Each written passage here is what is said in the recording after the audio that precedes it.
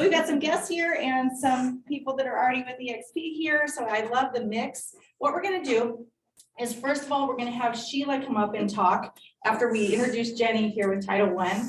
But we're gonna talk about the power of staying in touch with your past clients, and for those of you that don't have a huge myriad of past clients, for those that are already in your sphere and the sphere you're building. Because I tell you, if you start now, especially if you're a newer agent and you start to put that into practice, then it's just rinse and repeat. Then you just grow from there. I remember I felt silly kind of sending out my very first emails, and I had like 15 people trying to figure out what to send them, you know, and I'm just using my Gmail and putting together a little, you know, blurb and sending it out. But that consistency of doing it month after month after month, and then before you know it, you have people that you thought didn't even remember you're in real estate that call you 6 years later.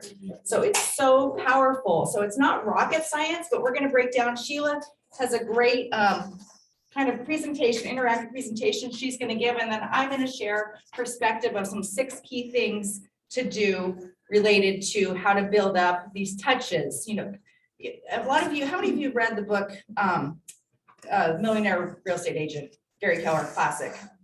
Half, maybe 4. Well, it's kind of referred to as one of the Bibles of real estate, right? Like just this classic. And they talked about a 33 touch program in it. And now I've seen some trainings with KW recently where it's reached out to be like a 36 touch program. So what we want to do is talk about different ways that you can reach that 33 or 36 touches to each person in your database. But this is the differentiator, in my opinion, doing it in a way that's authentic to you and makes sense to you, and that you're going to keep up. Because if the best program in the world, if it's too complicated, you're not going to keep up with it. So we're going to have Sheila, but first I wanted to introduce, for the few of you that may not have met Jenny, is it Brazier? Brazier. I always feel like I butchered your last name, Jenny. No, Brazier, and she is a resource extraordinaire. That's what I'm going to call you, from Title I. Jenny has been with Title I for many, many years. It's been a few. And it's just an incredible resource. We were just talking about things that she likes to provide to agents. And if you want outside marketing ideas and really want to drill down on something specific to you and what might work for your business, get with Jenny. And also, if you're not working with Title I encourage you to give them a try. And also their Property One resources on their website for agents. If you don't have an account, get with Jenny. I'm sure she could set you up. It's amazing. I use it for so many different ways, even getting, well, of course, net sheets for your sellers, for your buyers, your mortgage calculators. You're figuring out what all properties somebody owns if you want to go after some listings, all kinds of things. So it's an incredible resource. So Jenny, you want to say anything? Yeah, I just wanted to say hi, you guys. Some of you I haven't seen since 2021. So happy New Year. I figure we could use Happy New Year for a while, right? Why not? Like Jonna mentioned, my name is Jenny Brazier. I'm a part of the sales team here at Title I. Primary focus is Ada County, but we do have a fantastic sales team over in Canyon County if that is more of your focus. I love the comment that you made, Jonna, earlier about it. Basically, the type of marketing. Anybody know what the best type of marketing is that you can do for your clients? She basically said it in different words. It's the kind of marketing that you'll do, right? So I talk to realtors all the time, and they say, "Oh my gosh, I've had so much success door knocking," and I could sit here and talk to Shannon, right? And say, "Oh, you got to do door knocking," and she's looking at me like, "Are you kidding me? I'm never going to do that." So then that's definitely not the best type of marketing, right? So like Jonna mentioned, I love to sit down. I love to strategize with you guys, talk about the best way to help you guys get some more business. And it's really, truly what I love to do. I love getting creative. I love thinking outside the box. Is there anyone in here that does not have a username? Hi, Andy. That does not have a username and password for our website? Anybody that doesn't have one? Okay. I will grab my business cards so that we can get you guys all hooked up. If you are already working with someone at Title I in the sales world, please reach out to them. Say, "Hey, Jenny spoke and she said that you can help me with whatever I want." So I'll back that up. Otherwise, reach out to me. I would be more than happy to help you guys. And was also sharing with Jonna, I'm really blown away with all the classes and the training and just the value that she provides and EXP provides. So this is very exciting. So thank you so much. Have a great class. I'll grab some business cards with you guys. Okay. Thank you. Thank you. Okay. You've all met Sheila Bueche, right? Sheila, we have this fun title I haven't heard anyone else called in Boise, Idaho, our Director of Asian Success. Is that what it is? So- That's what we'll call And it. she's the girl that knows her stuff. Well, thank you, Jonna. I do know most of you, a few unfamiliar faces, so thanks for being here. I'm gonna go over just kind of briefly 4 steps on just how to stay in touch with and nurture past clients in your sphere. And then Jonna and Corey are gonna dig a little bit deeper into some actual practical steps after I'm done. So past clients and a loyal sphere of influence can be your personal gold mine. How many of you know that, that have been in business at least a couple of years? They are a gold mine. Nurturing relationships with past clients in your sphere can result in dozens of referrals every year. And I think at our last mastermind, Corey was talking about that, you know, one primary amount of your business comes from those referrals. I'm gonna interrupt for a second. Does anyone not have anything to write with? You definitely want to be taking notes. If you don't, anyone raise their hand? Just you, these are some leftovers from last night. And then will we be able to send them the slide deck? Okay, so if you don't want to take notes, you'll have this. So of these referral folks, these are people who know and trust you. So who would rather work with people that know and trust you than total strangers? Yeah, well, that's definitely my group.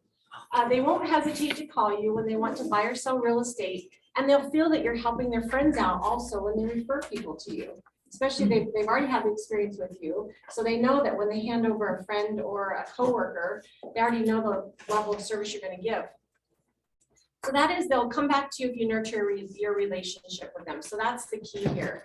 If they haven't heard from you since you helped them buy a house 6 years ago, they probably won't even think of you when they get ready to sell. I hope no one in here has not contacted somebody in 6 years. That would be tough. If you do come to their minds, it might be something like, I wonder if Mary's even still in real estate. So you don't want that. So let's just talk about one of the 4, staying in touch. So remember that your sphere includes 2 kinds of people. Those who are close friends and those who know you through organizations, previous workplaces, places you shop, or associations with your family members. The close friends are easy, like we talked about. I mean, you expect them to send you business. And you'll see them, you'll talk to them regularly. With them, all you have to do is remind them that if you have a real estate question, that you're there to help. And that, of course, you'll take good care of their referrals, which they would know. They aren't going to forget you, but your past clients and others in your sphere just might. Unless they hear from you with some regularity, you might not even enter their minds, so let them hear from you. So how should you keep in touch? I say with a gentle touch. What that really means is, you're not just going to be calling them up saying, hey, I sell, do you need to buy or sell? Do you need to buy or sell? I need to close a deal this month. So when I say a gentle touch, it's something like organic, something that comes natural. So if you begin reaching out regularly to ask for referrals or just to say, are you ready to buy or sell? Your messages will soon either go unread or they'll just put it in the old trash folder. I believe the core of your staying top of mind marketing should include your market reports, your newsletter if you write one, letters such as event themed like keeping in touch newsletters, and a mix of both personal and business. I know I've talked about before that, you know, you really want to provide value.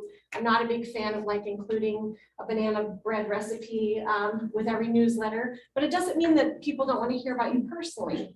So you want to have a good mix that there's value there, whether it's market reports, data. If it's a seller's 1-year anniversary, you're going to tell them, hey, here's an updated CMA, here's potentially what your home is worth today. And then after that, you can add just listed, just sold cards, news about nonprofit events that you're supporting, and of course, updates about you. If you change brokerage or you build a new website, these are all ways that you would reach out to them and just kind of let them know. I think a lot of times we make the mistake of thinking like, our clients don't want to know about me. Like I just want to kind of blend in and I don't really want to tell them about my life, but the closest clients in my life are close and they've done repeated business with me because they really get to know who I am. They like what I'm about, maybe what I support, that I have kids, that maybe I was involved with, sports with my kids. So those are the things that attract them to you, not just with your real estate knowledge. So second thing, which we just talked about, making it personal. Since these are people who know you and like you, it won't hurt to add something a bit more personal. For instance, you could share news that you have a new puppy. Like, I want to know if anyone in here has a new puppy. Or that you've decided to take up an exciting new hobby. I think those kinds of things are really cool. Sometimes it helps people connect with you. Maybe they think you're a great real estate agent. They just closed a deal with you. You did a great job, but they don't really know how to connect with you on a personal level. So maybe the only time they would reach out to you is if they have a real estate need. If they know you on a personal level, they might invite you to, like, they found out you love bunco. So pretty soon you're invited to a bunco game. Pretty soon you're meeting other people and you're involved with them on a personal level. It's not just about business. So also, if you're going on vacation or someone will be covering for you, be sure and let kind of your sphere know, like, that's a reason to reach out. And just letting them know, like, hey, I'm going to be out of town in case you guys have some real estate needs come up. Here's the person that's going to be covering for me. And then it's a good idea to pick up the phone or send something personal now and then. For instance, if you come across an interesting article related to someone's business, you could forward it an email or tear it or cut it out of a magazine. I've done that before and sent it with a note saying I thought it might interest you. I had a client one time that received a community award that was really, really cool. And they didn't personally tell me about it, but I saw it back when we had newspapers.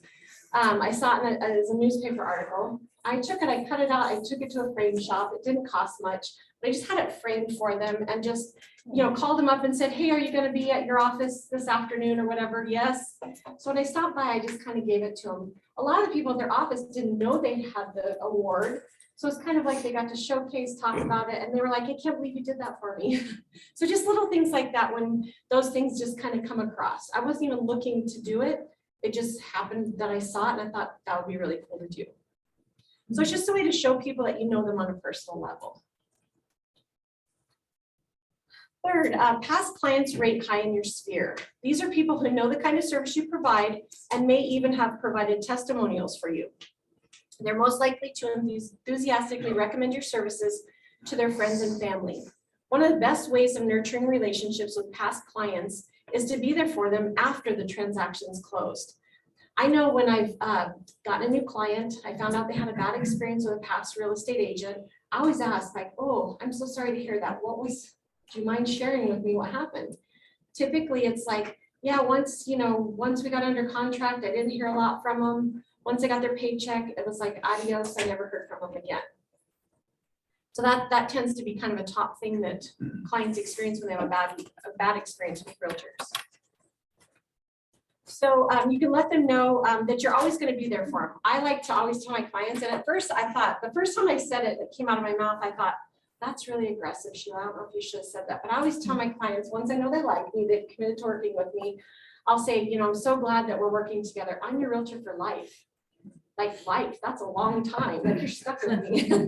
And I think it's just a way of saying, like, hey, I'm not just here for this one sale or this one purchase. Like, I want to be the one you use for the rest of your life for real estate. So keep in mind that other agents in their lives may have disappeared as soon as the ink was dry on their closing documents. To get off on the right foot, I like to call a few days after closing, just to say, like, hey, did all the keys work? I know there was, different front door keys, different back door keys. Did all the keys work? How's the move-in? How's it going? Are you guys getting settled? I think that goes a long ways in that first couple of days, because oftentimes when I've done that, there's been something little that has come up. Like, they're like, wow, I know you gave us the mailbox code, but we lost it. We can't get our mail. We don't know how to get into the mailbox, little things like that. Then schedule a time to drop off a closing gift. There's times when I've brought my closing gifts to the actual closing table where I'm there when they sign and it's a congratulations thing. But if I haven't really established, maybe they're the first time I've ever done a sale with them, I may oftentimes just wait a couple days and say, hey, I want to drop off a closing gift. I'm a big proponent about stopping by people's employers, or if they own a business. I think it gives you exposure, and I think it makes them proud. I think it makes your clients proud that, like, who was it that brought you that gift basket? That's my realtor, Amy. She's fantastic. Well, I want a realtor like Amy, you know, so I've always found that there's kind of a dual purpose if it's appropriate and wherever they work. It just kind of goes a long ways rather than just stopping by their house. What do you do for your gifts? I've done all kinds of things in 20 years. I've done things, it depends. I try to personalize my gifts to my clients when I get to know them. So I've had clients that had, you know, young kids and it was like their first home and they're so excited. I listen to kind of what they're doing. I've done things like movie baskets, you know, for the family. I've done little baskets for the kids that has like a Disney movie and some popcorn and some fun stuff. And then maybe like a wine basket for the parents. When I was in Seattle, I'm a big Seahawks fan. You don't mess around with Seahawks in Seattle. So most of my career was up in Washington. So if I knew that they were a Seahawks fan, I sold a house that had like a man cave. So the wife, you know, I got her this beautiful floor mat that I kind of had heard talking about. And then I ordered a Seahawks one for him for his man cave. He was so proud of that thing. I saw it on his social media. He didn't even show pictures of the house. He was like, this is my man cave. Look at my mat. You know, then he tagged me. And so I've done that. I'm a big proponent of supporting local businesses when I buy gifts because I really love that. And I think our clients do. We had a place that it was a winery, but you could kind of make your own wine. So, or you could just drop off, pay for the bottles, they would do it. I used to have these wine labels that had my name, my business name, and all my branding on it. So if I had clients that were into wine, or I could do like sparkling cider, I did that for a while where I did those as gifts. And then, there we go. And then I've done like knife sets with their names on it. I've done some, depending on like the price range, we have a lot of waterfronts. So when I sold, you know, $1 million waterfront, I'd get some of those stone structures with the family name on it. So it just kind of depends on what I think the client, I had a whole slew of firemen. I had one of my friends referred a fireman to me, and then he started referring all of his fireman friends to me. And every time we'd go out to see houses, I'd notice they'd be like sitting on the furniture or like rubbing their back or just like, I'm like, what's wrong with you guys? Are y'all, they're like, we are broke down. Like, this is not an easy job. So for those, I had a lot of them that were buying their first home. I had a massage therapist friend. So I bought them our massages and they were like, oh my gosh, Sheila, that's the best gift ever. And then it also gave that business owner business because they were like, after that massage, they got to keep coming back. So I try to do things like that on a personal level. Does anyone else have any great ideas? Because I know a lot of you do some cool stuff. Amy does a lot of gift baskets with some local Idaho stuff. The charcuterie boards are always really nice with Idaho, the Sheila, Idaho. Yes, yes. And I was gonna say, there's some great local, there's great Yeah. local stores, but like Roost, I like Roost, is Yeah. a good one, Yes, and it's nice. legal, and they make it so cute, no matter what you buy, the packaging, so you don't have to do the gift wrap, and I know Kim, you've got a couple of ones you really like, but. Yeah, I was gonna say something simple too, maybe in addition to a gift is Yeah. getting pizza delivered on their move-in day. That's really nice. You know, and I feel like, I think I've done it twice and I could tell it was just so appreciated. You did it for some of your sellers that were flipping a house and they were working Oh, there yeah, till that's true. ungodly hours and Mhm. that went a long ways. Like they probably wouldn't have eaten otherwise. Yeah. No, I think those are great. Another, probably a big thing I did once is I had a family that bought a house and it was probably one of my biggest first sales. It was a multi-million-dollar house and I knew they were gonna remodel it. And then they were really excited to have, host an open house, like just invite all their family. They were Italian. They had tons of family and friends. So I talked to her and I said, hey, would you, for a closing gift, how would you feel if I hosted your, open house? And she's like, what do you mean? I was like, I'll cater it. Tell me how many people, let's kind of get together and do it. They, to this day, they still give business to the person that I gave my business or sold my business to. They were my best clients. They probably bought and sold, gosh, in the, let's say 10 years that I worked with them, probably 12 houses between them, their kids. They bought their kids a house, they bought investment properties, they bought their mother-in-law a house to get her out of their house, it was just like a multitude, and then they sent me tons of referrals. That probably cost me, my commission was probably $22,000 after my splits. And it was probably a $600 cater job. And it just went huge. And then they introduced me like, here's Sheila, because I did become kind of a family member. They said they're part of their family, which I think is the greatest compliment. If a client tells you you're part of their family, you're like, oh my gosh. So it was, something like that went a long ways. And so I got to meet all their extended folks. So those are some good ideas. And it doesn't always have to be $600. It can be, really reasonable. I think the thought goes a long ways. Corey? Recently I got a case of Trump champagne, so Oh, I all love the, that. all the political, That was almost like, the political refugees, Well, just so you know, they that's- love it. It's like $25. They think it's You could buy that for me, Corey. Andy? One of the nicest gifts Marcy and I got when we first bought a house too was a tool set, like a. Oh, I love that. So Yep. that's what I just did for the first time. No, that's really good. Or like a single mom. I've had single moms that I didn't know what to get them, and so I got them like a Home Depot gift card because I knew they were gonna need something from there. So yeah, no, those are all great ideas. So when you reach out to them after a couple days, I've had buyers that wanted, a recommendation for someone to maybe do their lawn care, to paint a bathroom. Now they're moved in and they're like, wow, these DIY projects are a little bit bigger than I thought. So maybe I could, but they wouldn't have reached out to me, but because I called them, it was like, wow, we connected on a couple of those things. If they're new to the area, they might like a recommendation for a hairdresser, a dog groomer. Like I needed that when I got here.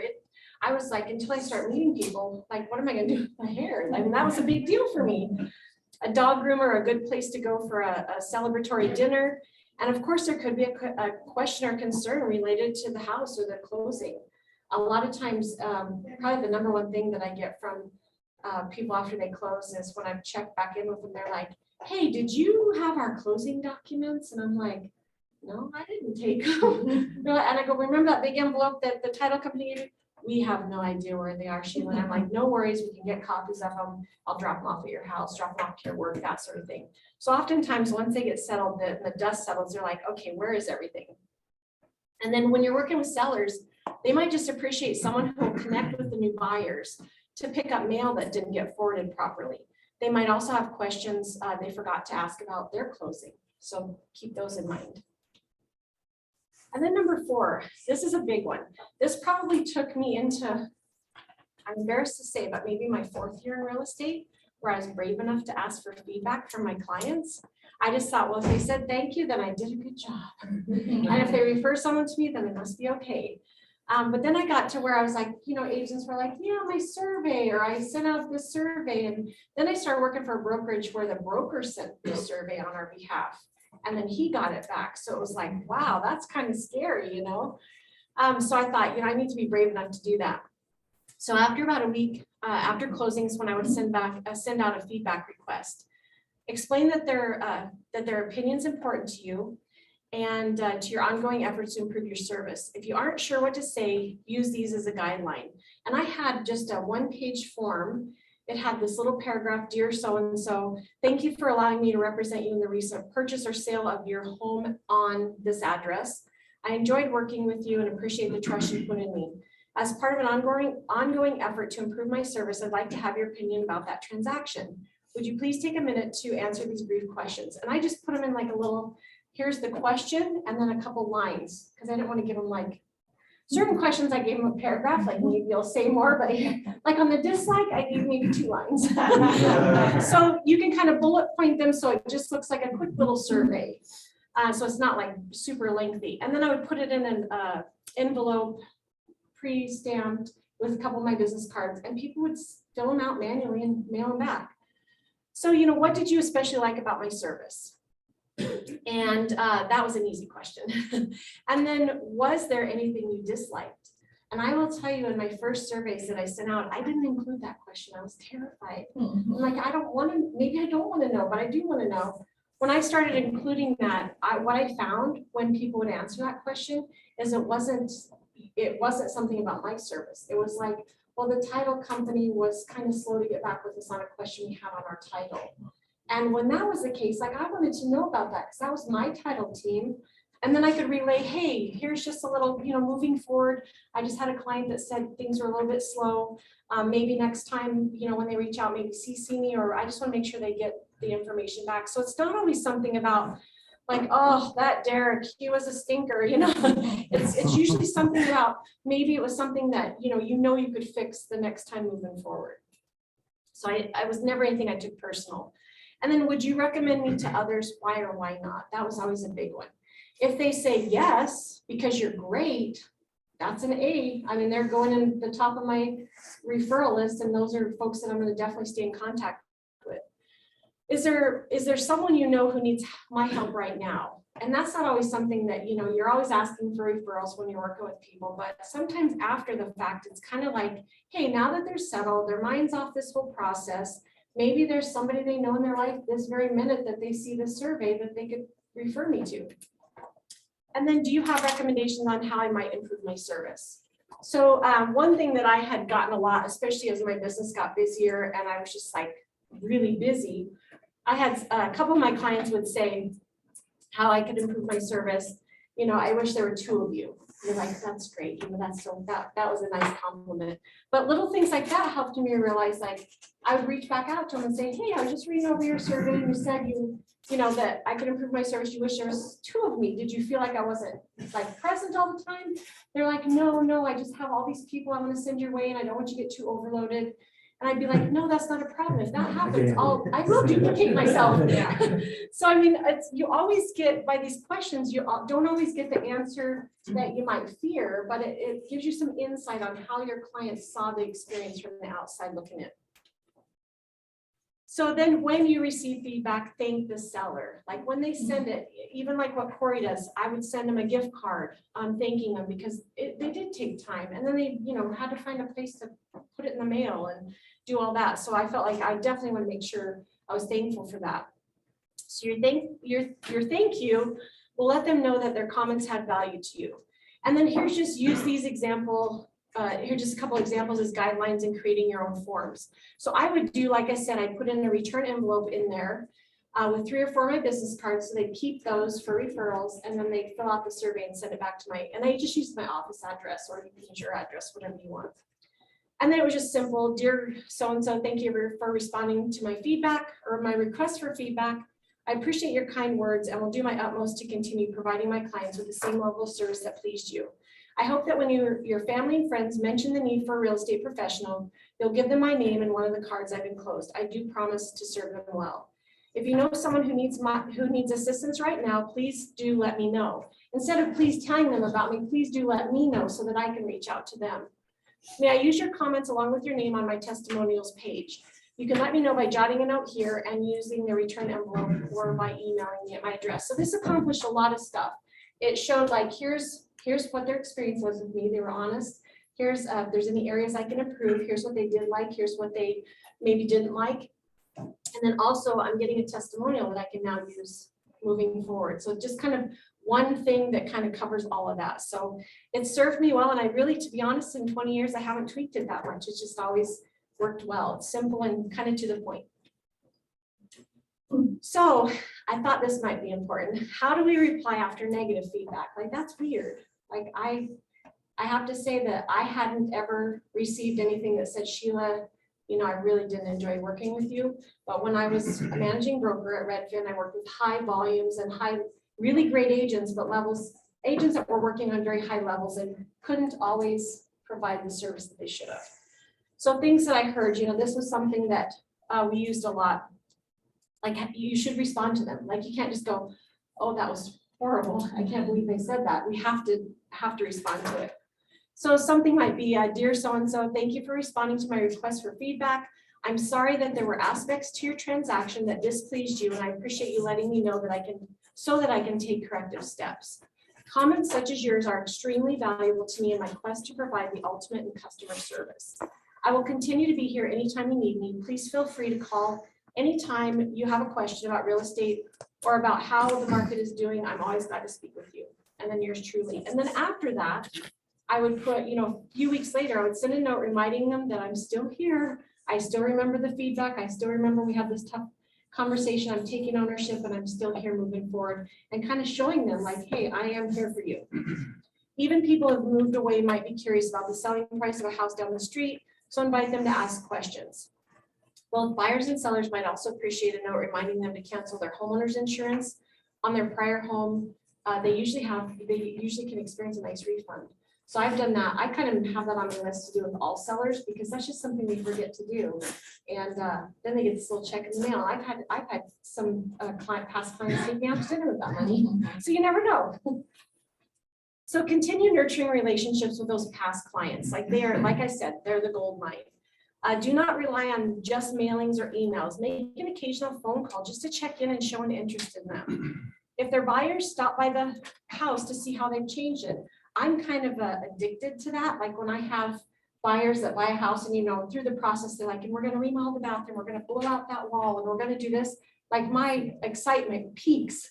And so during that process, I usually say, will you guys promise to let me come back over and see all the improvements? I'm super excited to see how this turns out. Or, hey, if you need anyone for the electrical part, or I have a plumber. I try to involve myself in that early on. So they just know, first of all, she wants to see this.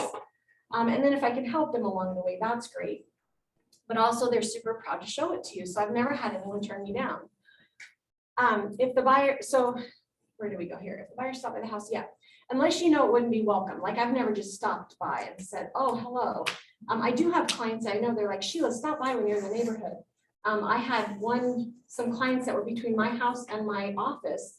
And I had a little strawberry garden. I didn't have a whole lot, but I had strawberries. And I had an overabundance of strawberries. So whenever I would go through their neighborhood during the summer, they literally, I started it once and I just said, I'm going to drop off some extra strawberries to, the lanyards. And so I'm driving through there and then I just texted, hey, I'm outside. No worries if you're not home, but I have some strawberries for you. They're like, the door swings open. They're like, come on in, Sheila. So then I was like, I just drive past strawberry office. So they literally said, anytime you drive through here, Sheila, and you have strawberries, please stop by. So if it's a client like that, and that there's kind of an open, you can stop by or they're that close, then do that. Otherwise, just give them a call. So whether your past clients or buyers or sellers, you won't go wrong sending a small gift as long as it's appropriate. Some people have desk calendars. I had some yearly things I did. Again, with the Seattle Seahawks fans, we ordered these. They were like little mini calendars with magnets that went on their fridge. And it had the calendar, plus it had the Seahawks schedule. And then it had, my branding. And so it was funny because I went to show homes later down the road for people that hadn't been my clients. And I saw some of my calendars on the fridges. So I don't know if the past person, like before that or whatever, I'm like, how did they get my calendar? That's very weird, but it was kind of cool. So, and you get to kind of know what some of your clients like. Some of them love pens, magnets, notebooks with your branding on it. Like people kind of like that. When I work with somebody that I know, a vendor that I end up networking with, like I want to promote them and I like free stuff. So those kinds of things, don't ever think that it's something that may be cheesy or, I will tell you a story that's just a little funny on the side. My father-in-law sold real estate. God rest his soul. He passed this last year. He sold real estate till he was like 76. Which I don't know that I would have advised, but he was quite the character. Anyway, his name was John, and he had a tagline. His tagline was, every house needs a John. So, which my husband and I cringed at, but he made these giant pens, like almost like those carnival pens. They were like big pens, and it said, every house needs a John. It had his branding on it. I saw those pens everywhere. And his senior, he kind of worked the senior community, the 55 plus folks. They loved it because, they had some of them had arthritis and they're like, I love your dad's pens. They don't hurt my arthritis. And I'm like, God bless you. And it was true. Every house did need a John and his name was John. So something that I thought was really goofy, it totally worked for him. He was a top producer in his office into his last year. So, I mean, whatever that is for you, make it work. So some more gift ideas, which we kind of talked a little bit about, but clients love branded materials like we just talked about and let them advertise for you. How about anniversary cards? I do that. I've always done that. For the purchase or sale of their house, I mark it on my calendar. Not just an anniversary card, but I also usually do like a little certificate. I make it look like it's something they just won. To get an update on the market value of their house. And when they want to do that, that's usually there's a reason. It gets a further conversation going. So that's really cool. And then add a short personal note that relates to the house, the seller's new location, or even their kids or pets. You know, like, so maybe something little will be like, so did you finally meet the neighbors? Because I know they were, you know, gonna come over and meet you guys, or something that you know was part of the transaction that would help them, you know, think, gosh, you know, Shannon remembered that. I can't believe she remembered that. So it could be something like, I hope Daisy and Jasper are enjoying their big backyard. I'm a dog person, so I used to remember the dogs' names, and sometimes I've forgotten the kids' names, which is really embarrassing. I was just gonna say too, a lot of us use KV Core, but you can put the sale date in there and then just text them pops up, automatically. Yep. Like, so then people will text me like, oh, I can't believe you remembered. Yes. I'm like, oh yeah, no problem. Well, it doesn't, I mean, you remember because you have a system in place, so Yeah. really, it's genuine. So if you enjoyed some of your past clients, make it a point to invite them out to lunch or dinner once a year. I've done that. I have had some clients, honestly, quite a few clients, especially when you're referral based, where I really miss them after the transaction. I just want to check in, and I know their life is moving on and it moved on without me, and I'm sad. So I'll usually say, hey, you want to get together for lunch, or maybe invite the family over for dinner or whatever. Or you could do like Jonna does, and a lot of agents do, an annual party, whether it's a summer barbecue or host a holiday feast for your favorite clients, and your clients love to get together. When they do, when I first met Jonna this last summer, I popped into her client appreciation barbecue. And I sat down with strangers, and all I did was talk about Jonna. I thought it was great. And I was just getting to know Jonna. By the time I left there, I'm like, I knew she was amazing, but she's really amazing. And her clients just can't get to talk to each other. And the clients can't stop talking about each other. And then a couple of them, because I had that older gal, she's like, well, I've done 3 transactions with Jonna. How many have you done? We just purchased our first home with her, but we will be, you know, I'm just like, wow, there's no competition. So that's not a bad thing. So we're getting close close to closing here. So can't you just use Facebook to stay in touch? I know a lot of you are doing social media, social media marketing, and that's important. Of course you can do it, and it's better than nothing, but it's not personal. I mean, it really isn't. Will it make any one of those people believe that you're thinking of them? Not unless you also send them personal messages. So it doesn't mean that it can't work and that you can't connect, but you also need to be doing that on a personal level. Otherwise, it's no more personal than just a blog post. And I read strangers' blog posts all the time, and I like them, but I don't know the person or reach out to them. If any of your past clients or people in your sphere are in business, try to help them by referring others to them. When their services fit, and add them to your resources page on your website. I haven't done that on my website, but I would do once a month, I would do, once a year, even though I did monthly newsletters, all my clients knew that once a year, I just promoted everybody's business. So, hey, next month is my business promotion newsletter. Let me know if you started a business. Let me know if you've, changed businesses. And so I would promote them. And then I would send it out to all my clients, and they loved that because those resources got out to everybody. So it's bringing value. But also they were like, oh my gosh, Sheila hosted me this month. And I did as many as I could, it usually was enough that I could do all of them. So that's really good. And then they began to send me gift cards going, oh my gosh, thanks for referring, your other clients to me. And then when I needed their services, I always found like they were super fair or gave me a discount, or it was just like a really great way of doing business. So always say thank you for referrals. This step is one that can't be overemphasized. People are pleased to help you, but they do want to be appreciated. If you forget to say thanks, they'll probably not do it again. So a couple of my favorite quotes, especially when it comes to nurture marketing or nurturing our sphere, is Maya Angelou. Remember, if you forget about them, they'll forget about you. And then I've learned that people will forget what you said, people will forget what you did, but people will never forget how you made them feel. That's a big one for me. So I try to remember that. It's really about the experience. Home ownership, purchasing a home, selling a home is the most emotional thing, probably besides a death or a marriage. So I think it's something that it is a touchy-feely business. So if you're not connecting on those areas, it's going to be tough to get those referrals. That's all I have. Yeah, thank you. Awesome. Okay, nice. Well, if anyone needs to stretch or use the restroom or grab some more food, go ahead and do it. I'll just get set up here. And we'll kind of tag, I know you probably have some questions, and I think a lot what I'm gonna kind of share is a little bit more interactive, and we probably get those questions addressed as we go through kind of some of the same points that Sheila made, but structured just a little bit different way. So that's what I have to say about that. I'm going to be using the whiteboard. And while I do, I'm wondering, okay, I want to get on there. Last time we did video here and we realized half of it, when you were at the podium, we couldn't get it on video, so it was just audio. So can we do that? Oh, right. Okay. Yeah, that works. And that way I can just put my notes here. And if anyone, I did find some more notebooks over there with Title I, and if anyone, or there's a bunch more pieces of paper, if anyone runs out. I find when you're writing your own notes, I mean, I don't find, that's a fact, right? You retain more when you start writing your notes. I really encourage everyone to do that. That was kind of the method behind our madness of not having handouts today. So, cool. Okay, so I don't want to forget to talk about this.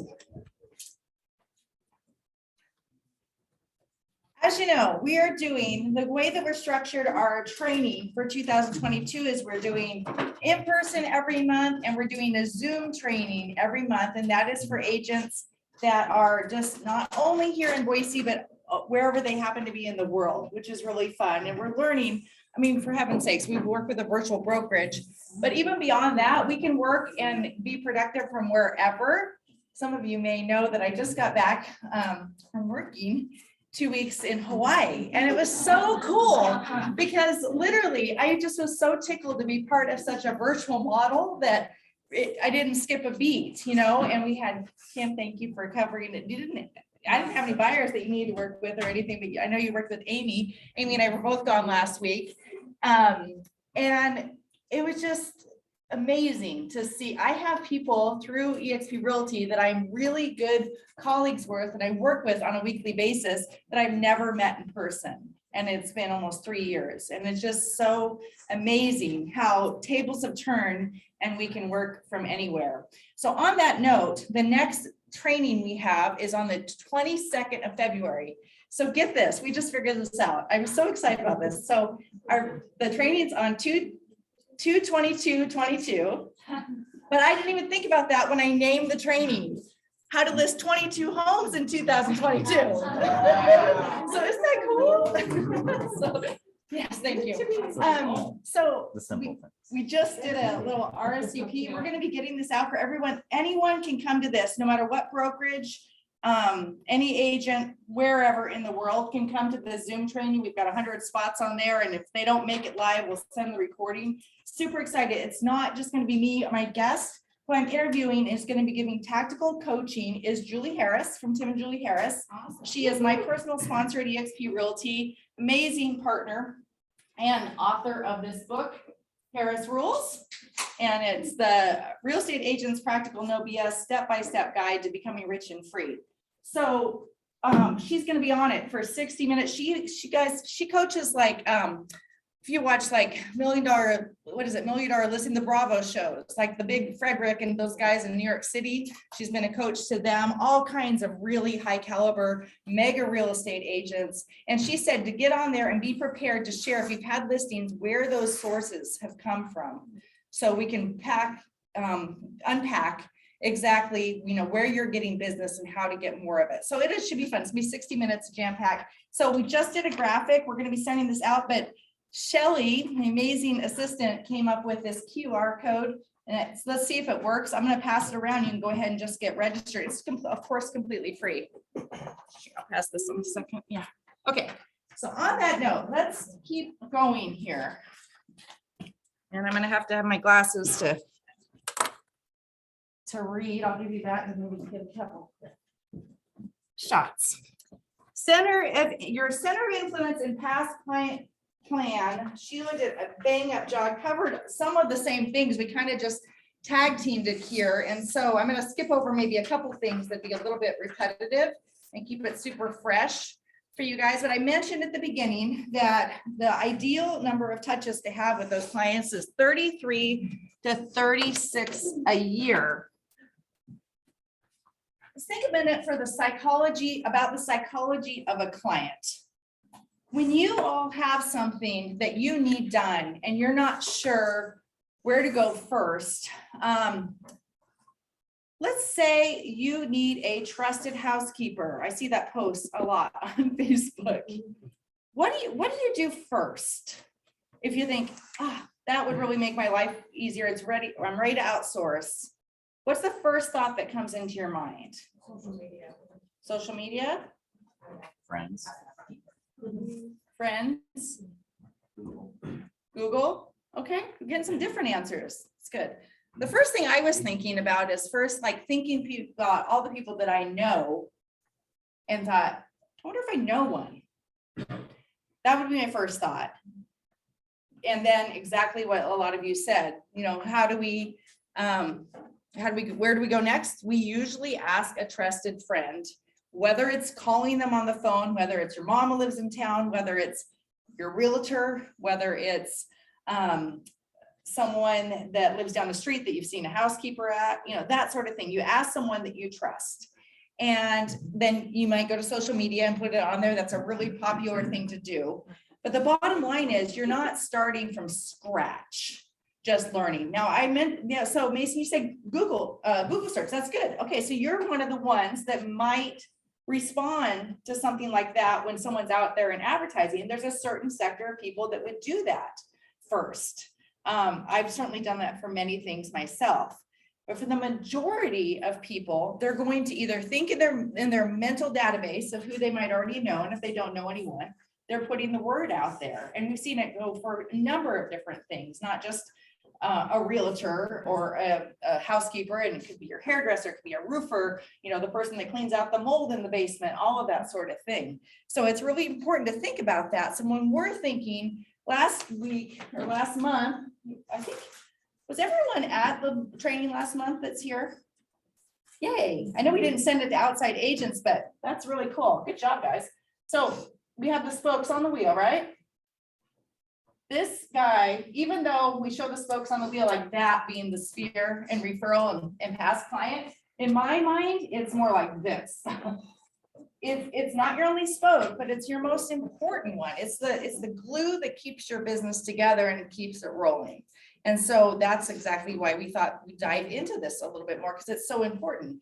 Because if they don't do those first two things, they're going to respond to advertising. So there's certainly a place for that. There's a place for sending out postcards. There's a place for doing a pay-per-click ad, a boosted ad through KV Core on Facebook. All of those are parts. They're definitely spokes that can be a part of a great business plan, but this is always going to be your most trusted spoke. Tim and Julie said this, I think this could be interpreted a lot of different ways, but your response rate to cold marketing may be as low as only like 4%, which is very, very low when you think about your budget, you're allocating your time and your resources. So it just emphasizes the importance of building out this spoke. Little side note, always source your deals and where they're coming from. I have missed this in the past, but find out where those are coming from. If you have someone come in, incoming call to your business, you're going to find out and be intentional on where that spoke is coming from so that you can track that and you can use your resources, your time and your money resources more wisely than ever. A couple big picture kind of things. I hear a lot from agents. I don't want to bother them, or I don't want to be pushy, or I don't want them to think that I'm just out there to do business, with them and that sort of thing. And I just want to give an overall reminder that people want to be led, and they want to know that their business is valued and wanted. So when you don't show any interest in doing anything for them, or afraid to mention that you're in real estate, or are very, very passive about it, a lot of people are just going to assume that you're not really interested. I've been guilty of this, and I've been guilty of not getting business because people think I'm too busy. And so giving that answer, of like, how's real estate? Busy, and you hear that. You probably have heard the same thing with realtors. You hear that you're killing it all the time from people that you know. And you hear that, oh, you must be so busy, swamps, but we need to make it clear that we want the business. I'm gonna share a little story that my team already heard yesterday, and I'll keep it super short, but I'm in the process right now of doing something where I'm selling something that's not residential real estate. So I consulted an outside professional that doesn't do just something other than residential real estate. It's commercial. And we had an experience where the person that got the business in the end was totally night and day from the person that I intended to give the business to. And it's because the person that got the business showed that initiative, displayed their eagerness, and that they were the person for the job and they wanted the business and they were proactive. And they did, as Tim and Julie Harris say, that furiously fast lead follow-up. And it was so interesting after I realized that I had responded to that and interpreted the slow response from the more seasoned professional as not really wanting the business. And I was like, oh my gosh, it's so weird to be on this side. But it's such a great reminder that we've got to show that initiative and that we want the business.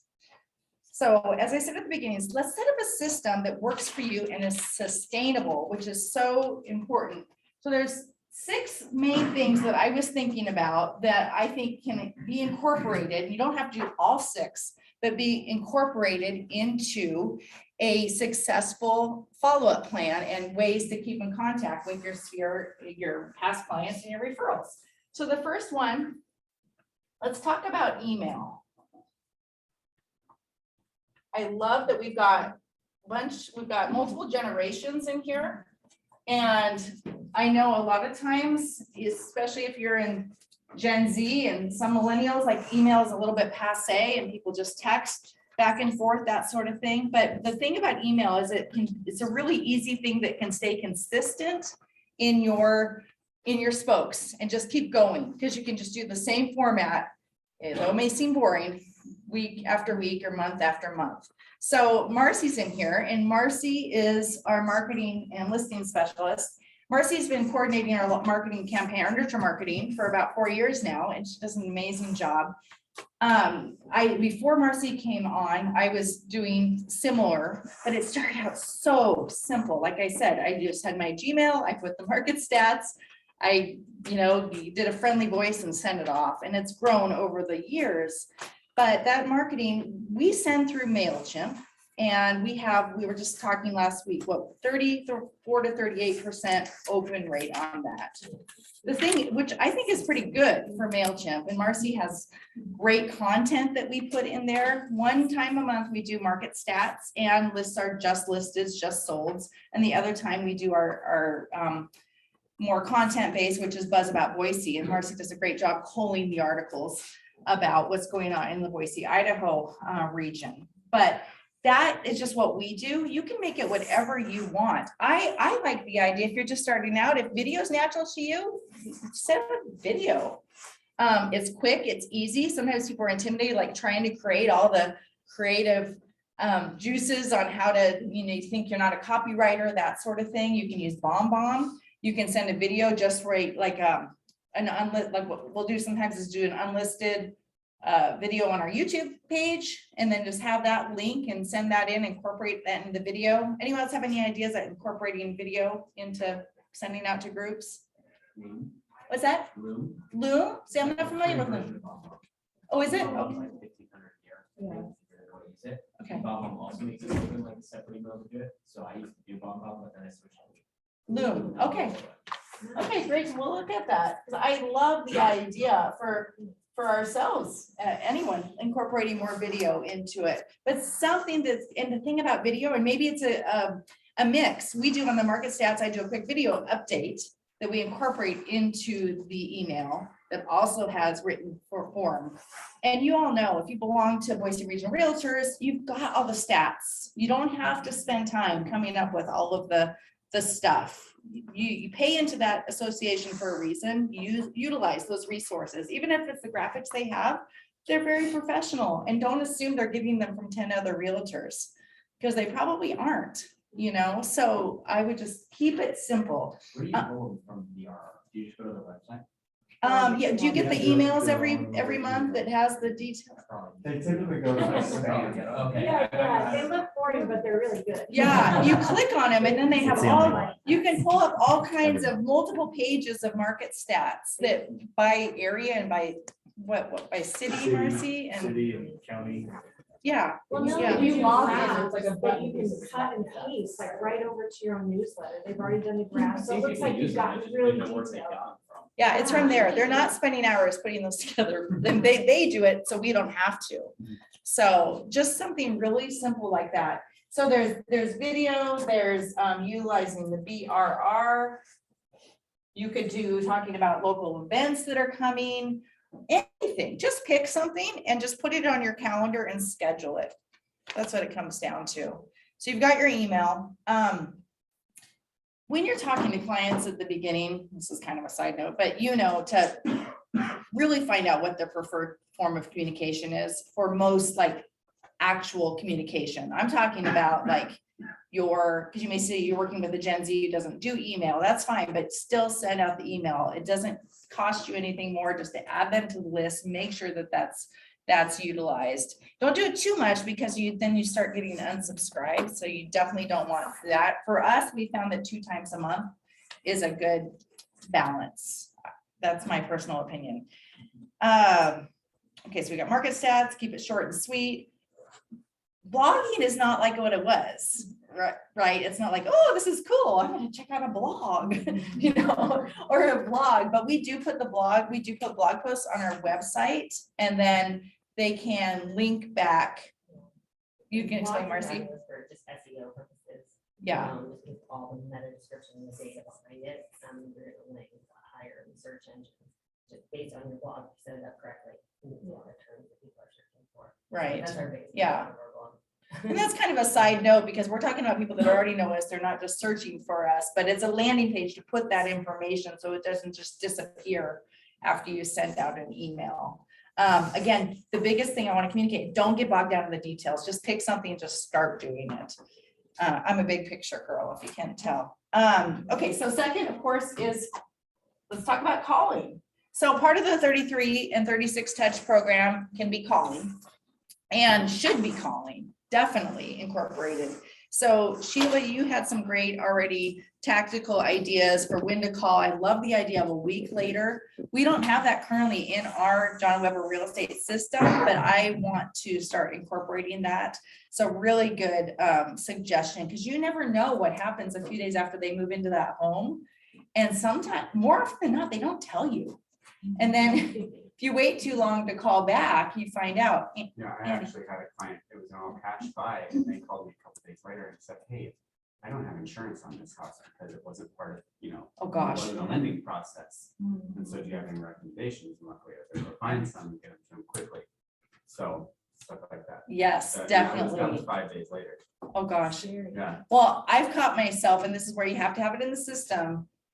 Amy and I talk about this. Amy does our transaction management, and we'll be like, it's cash. Like, let's put that in the closing instructions, because a lot of people don't. I helped a cash buyer $940,000 house in December. We're at the walkthrough, and I had remembered, and I'm sure it was in the letter, but I didn't like mention it. And I'm like, you've got insurance on it, right? I was kind of teasing, and I saw them look at each other. So anyhow, really important to make sure we're doing all of our part to make sure that they're organized in that way. So calls after the sale, so important. We definitely do 30 days, 90 days out, 30 days, 90 days, and then we try to do 6 months, I think. I'm looking, we just follow a system. And so when the reminders are there, it's easy to forget exactly when those are, but then it's just a matter of like it telling you when to do it.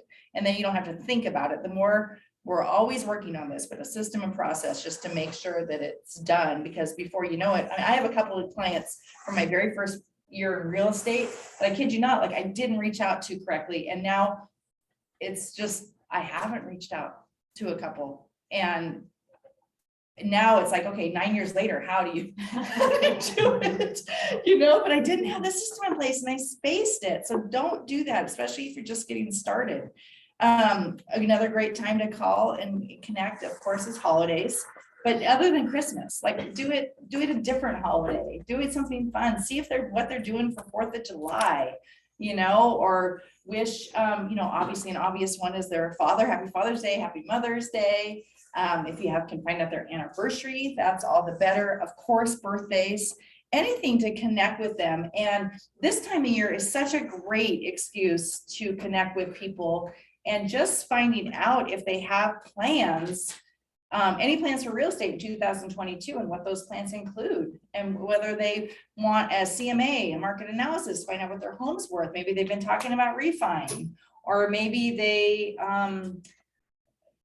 are just looking to downsize. I mean, you just don't know what's happening. Most of the time when it happens, when you make those phone calls, you're planting a seed that gets them thinking about, am I going to be doing anything this year? That's my experience. They're saying, oh no, we're great. We love it. You know, we're great. Thanks, Jonna, for checking in. And you move on, no problem. But I've had so many instances where you make those calls and then somehow their wheels start turning. And then a week or two later, you get this random call. They're like, you're not going to believe it, but we've just been talking. We think we need to move here. Or we just drove by this open house. And it's just weird. It's that subliminal kind of messaging. Not that you don't want them to be happy right where they're at, but they don't think about it, and they definitely may not think about you if you're not the one placing that call. And remember, somebody else down. What are does anyone know the latest stats of how many realtors are in the Treasure Valley? Last I saw 7,000. 7,000? I think it was Indeed, you. 7,000 when I got licensed, like 3 years ago. Okay, Really? I saw like, Oh. it's like 9. I saw like 11,000 something Okay, in Idaho. so In So Idaho. this is not meant to discourage, this is meant to encourage. Okay, so we've got 200, like something like 225 resale homes right now in Ada County as of yesterday. That's my And this is not, that 7 to 11,000 isn't just in Ada County, it's all of our Treasure Valley. But let's say there's 5,000 in Ada County, right? So the reason I say that is because I don't know what those odds are. But if you don't make that call, somebody is. That's my point.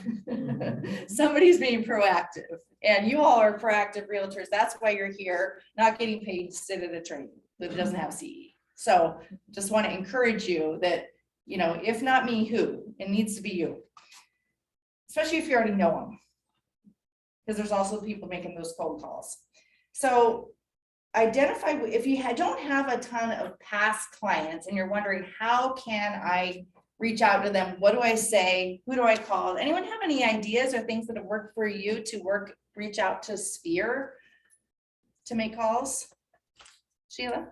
I've had clients that I remember, like, they know something that I don't.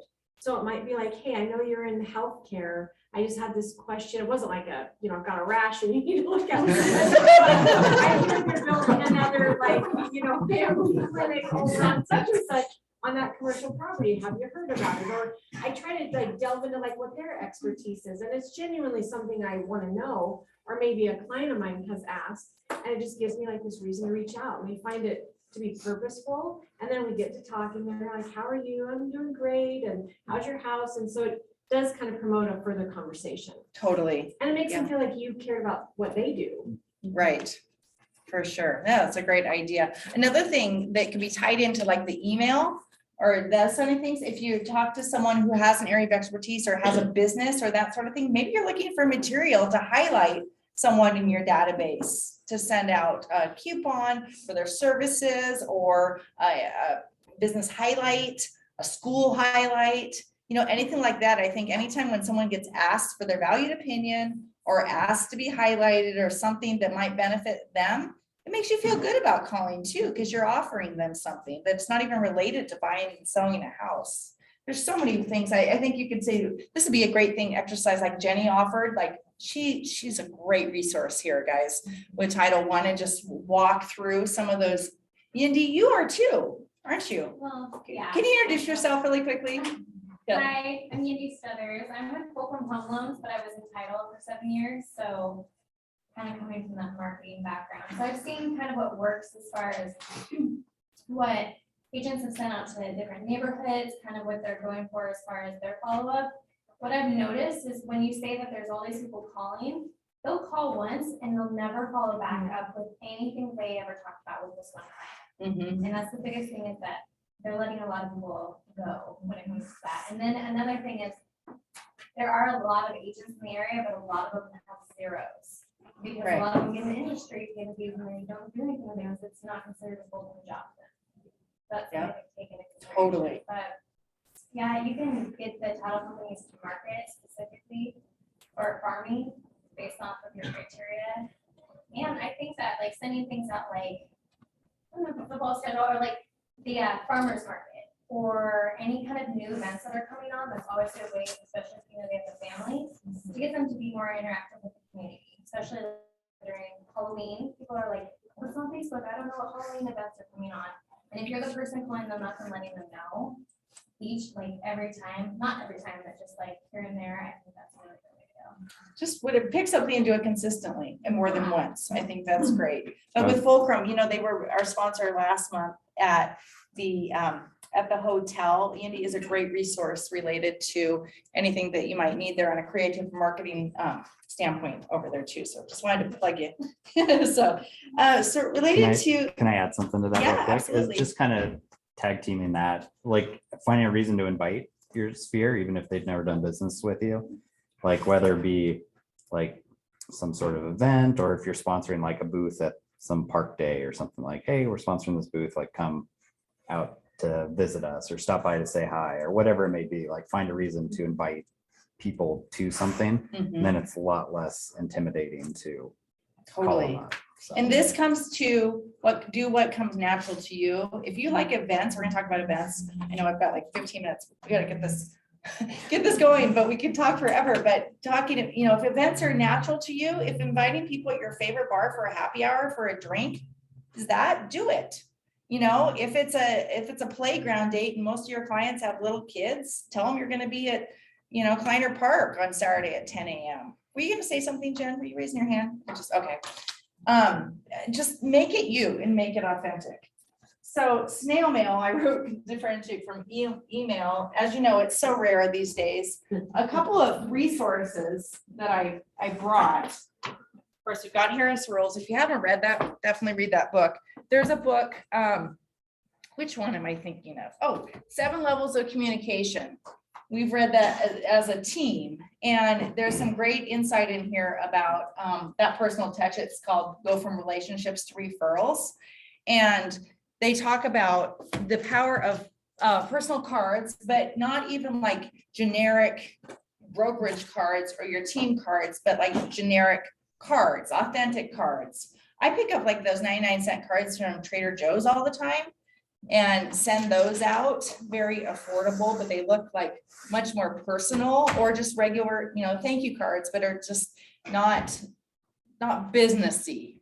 And to write in blue ink. I'm looking at you, Marcy, because we both gravitated at a slight slant. We both like that part of the book. So just little things like that make a difference versus just when it's very obvious that, somebody else wrote it, or it's just very, very generic. So personal cards, you can never go wrong. Even if you just have a nice phone call with someone and you just really enjoyed it, just throw that in there. And it doesn't even need to have your business card in it if they obviously know you. So the more personal, the better. And then of course, anything else, if see someone with a birth in the family, a death in the family, all of that sort of stuff is just icing on the cake. Just make sure that keeping top of mind and that you genuinely care about them.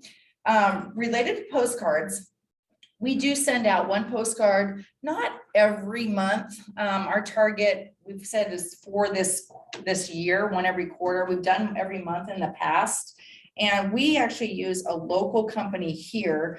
We do the design on Canva and then just send it over. It's high-tech printing. Did I get that right, Marcy? Okay, they are great. They just know what they're doing, and you can give them your list with your address, and they can just send that over and get that printed out to you. There's a number of different online resources, Bear Printing. There, I used to use a few others.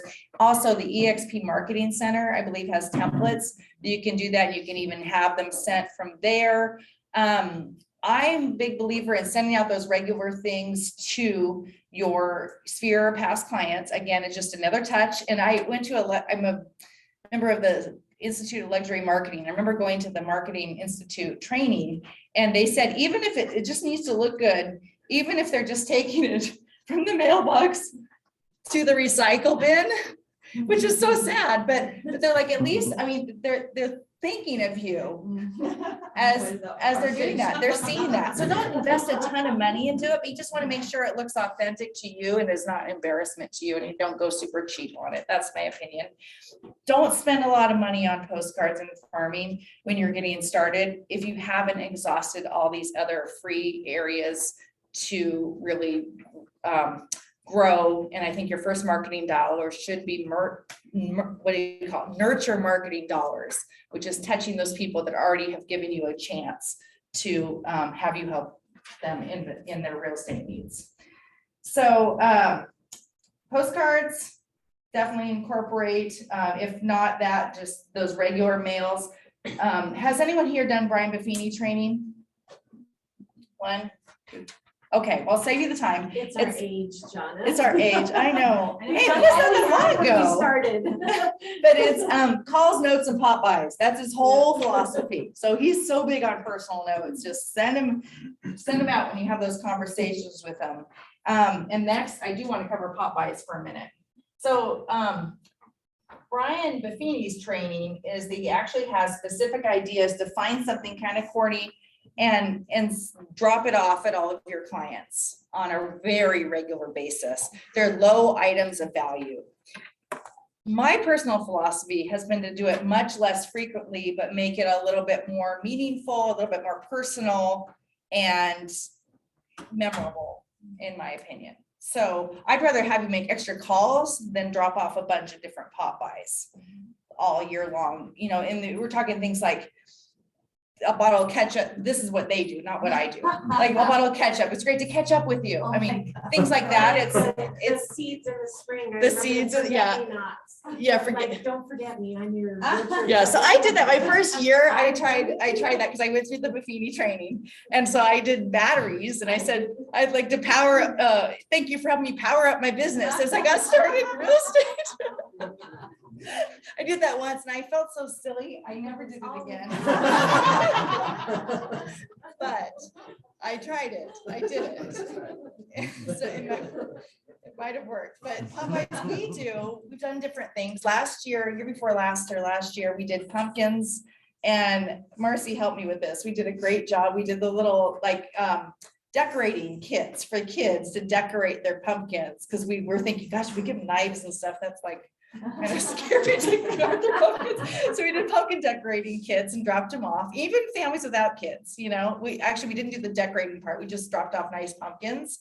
There's a great resource for getting big bulk pumpkins. It was in Emmett, I think, and we can get you the name if you want to do that in a future year. And again, it was nice because it was in the middle of October. So it wasn't in a time where they're getting inundated with gifts like at Christmas time. We also like to give gifts just at random times of the year. We did crumble cookie this year. People loved it. People loved it. And just the box of 4 cookies, but just the, Corey, did you get one? Okay, you were looking kind of scowly, like I didn't get one. Corey's a past client.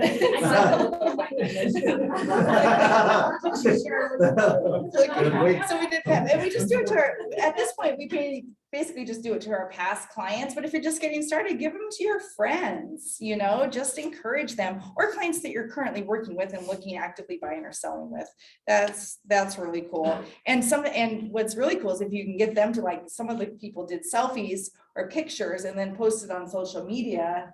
Thank you to us in our case. But when you see that, that's powerful.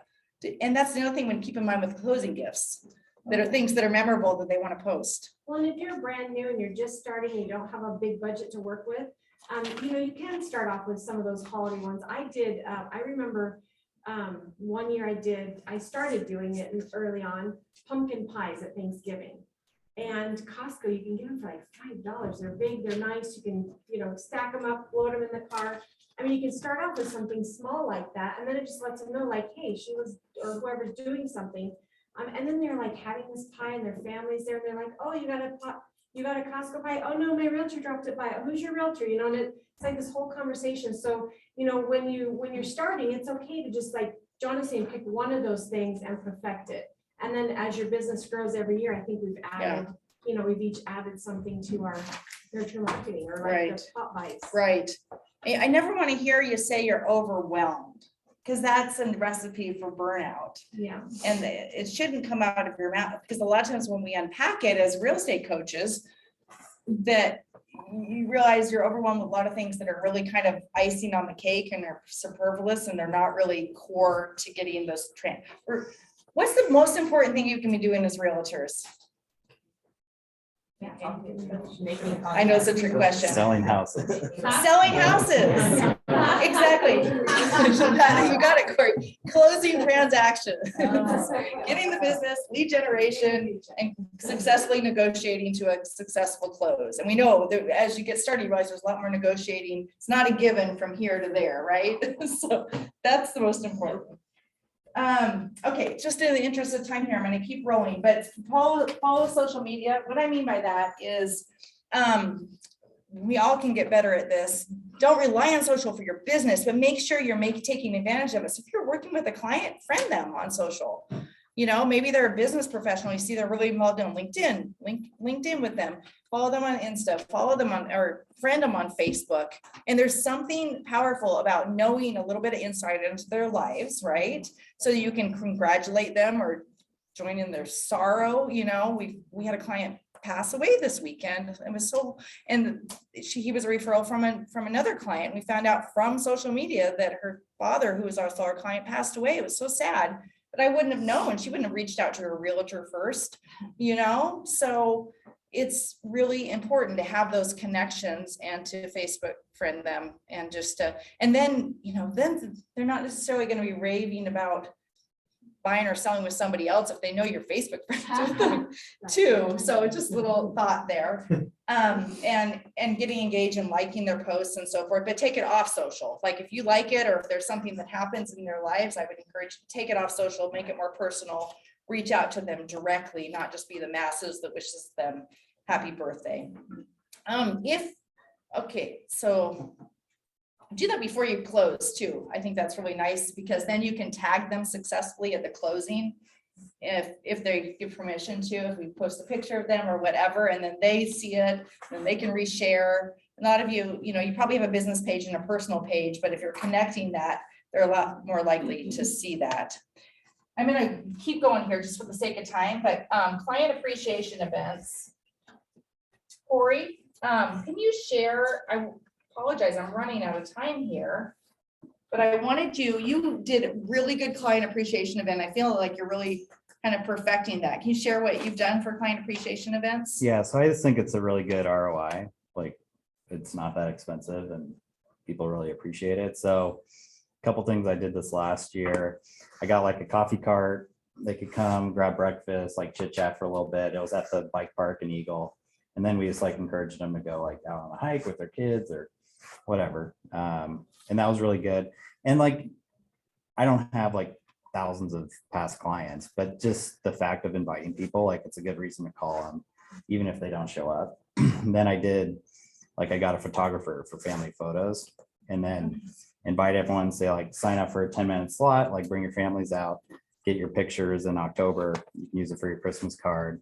And everyone really liked that too. Just, you know, it was like $800, which, you know, isn't cheap, but if you get a few sales out of it, everyone posted on social media. So You may have a lender that may want to co-sponsor. yeah, Those kind of things too. Maybe have a lender that has a photographer on board that Yeah. they want to co-sponsor. I mean, there's a lot of ways to do something super resourcefully that doesn't require a big budget. So I just totally want to encourage you. I love that. Those are very economical. We've done a couple of events at Talaya, like wine tasting, where we just had light hors d'oeuvres and then wine. And that worked out. That was obviously an adult oriented event, but it's not a bar. Someone could bring a child there. They don't have a sitter. And then also we've done Oktoberfest, where we go to a local brewery and we just did of course, beer tasting, or we had people that didn't drink that come and they can have their their ginger beer or soda or whatever. And then we had giveaways, lenders, title, everyone was awesome and participating. And it was just fun, just music without a huge agenda, but people just want that opportunity just to visit. I find like drop-by events, like open house style, works really well because people don't want to commit. People, you know how busy people are. They don't want to commit to a 3-hour obligation unless you're buying out a movie theater or something. That's another idea. But they don't want to necessarily, unless they're your biggest VIP clients that love spending tons of time with you no matter what. Just you make it easy for them to drop by. We did our event was called Splash into Summer that we did in June. We rented out just a what do you call those things? A what? Like a cabana or. The park. Yeah. Yeah, the covered area at the park with the barbecues and so forth. We catered it, barbecue, and we had a jump house and we had coolers of drinks and face painting and games. Some of the teenagers ran the games and people stayed like the whole time. It was amazing. And that's the event that Sheila was talking about where they were visiting with one another. And it was So- great food. It was great food. Yeah, we did Goodwood barbecue. They did really reasonable and they bring the trays and the heat, the things, the heat underneath them and everything. So the super easy idea there. Okay. What happens if you don't have any past clients and any ideas to hold something social? Molly, Just to invite all your friends. I did a holiday. Yeah, I was party gonna last year, pick on you for that. And it was just open to the public and I just put it everywhere and we had a great turnout. Do you have people that weren't clients that showed up? Majority, I think I had 2 clients that showed up. How cool is that? Little of my clients showed up, but other people showed up. It was great. That's great. So it was a holiday party. I have an Airbnb in Meridian, so it was in a home, and we had like a craft table for the kids to build crafts and things, and then we brought in Santa and the Grinch, and I had a photographer that like took pictures, families. So it was like a free Santa event, which like every mom's group is like, where's Santa this weekend? So it was just a great way. Every time I saw those posts, I was like, come join us, and It's so good. And Molly's feedback was the Santa was the hit. The Grinch can be scary to little There was like kids. 2 kids that were like beyond stoked about the Grinch, and then everyone else was just terrified. I was like, yeah, he's not invited back. That is a great idea. How good is that? What about there's a neighborhood? I've never done this before, but I'm just thinking about that now. Door knock the neighborhood too. It's Yeah. like a good excuse to be able to door knock the neighborhood Yeah. and like touch those families, be like, hey, we're having a party right here in the neighborhood, like come on down. And so all those neighbors that had kids in that neighborhood, all of them showed up. Right. Yeah. Oh, that's so cool, guys. So just pick something and just try it. It does not have to be perfect. I'm a perfectionist. You should hear me every time we do an event with Shelly. I'm like, this morning, I'm like, Shelly, do we do this? Like all the different things, because I just, you want it perfect. But the truth is we're here, in this case, we're here. I hope you're forgiving of us. We're here for content.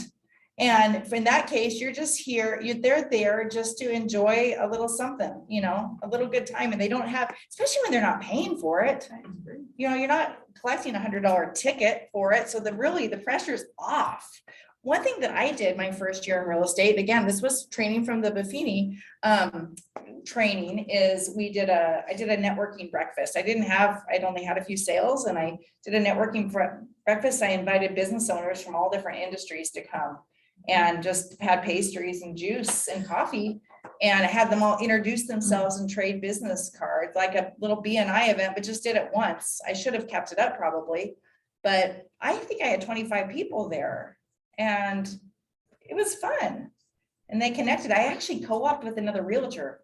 I just remember that.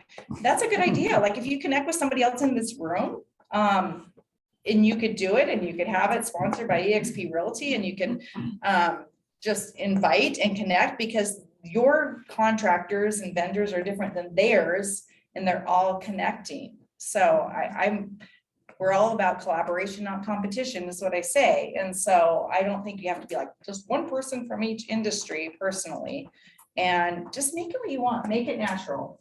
So the 6 that I came up with, just to recap, were the email, calls, snail mail, pop buys, following people on social and connecting, and then client appreciation events. If you came up with your own little game plan for a combination of all 6 of those, do you think that you could reach people in your sphere and your past clients 33 to 36 times a year?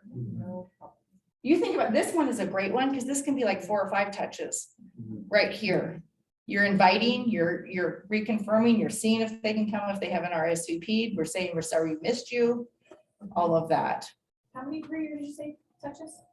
33 to 36 is what kind of the going flaw, what I hear a lot is, have you heard anything markedly different than that, Sheila? No, I think it's just consistent, and Right. then also tracking it. If you're doing less than that and it's working, then, you're tracking that it's working. So why would you need to change it? So I think, it's really what works. I've always felt like there's got to be the quarterlies, the monthlies, the twice a month. So that's why when qualifying your database, you kind of know. I always knew which one of my clients I needed to talk to more often.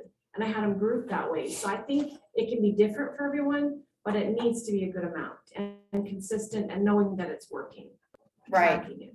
Exactly. So that's what we had to just share. I want to be super mindful of your time, but I'm so glad we got to spend a little bit more time unpacking this. I encourage you to do 2 things. One, think about maybe one thing that you didn't do as of today that you're going to incorporate into your business in the next 7 days. And then please come to our virtual Zoom training with Julie Harris on the 22nd, RSVP, and we'll send out the information, the graphics and everything so you can spread the word. Thank you. Thank you.